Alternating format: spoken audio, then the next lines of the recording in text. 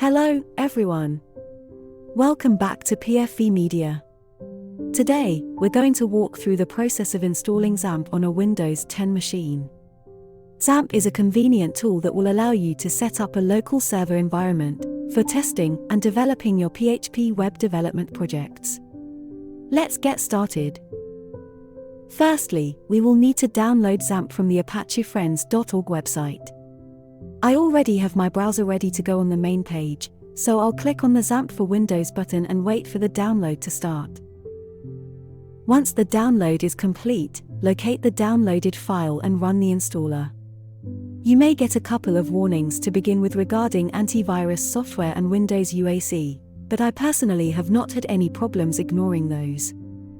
Follow the installation process. I usually keep the default values and install all of the components.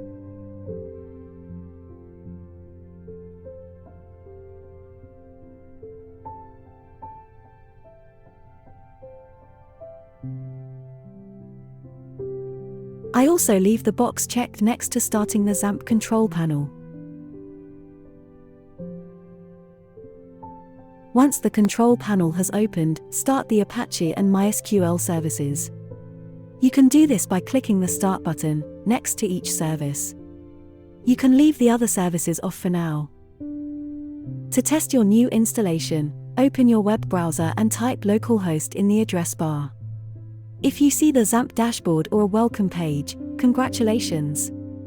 Your Xampp installation on Windows 10 is successful. So that's all there is to installing Xampp on Windows 10. Please like and subscribe and stay tuned for the next video. Thanks for watching.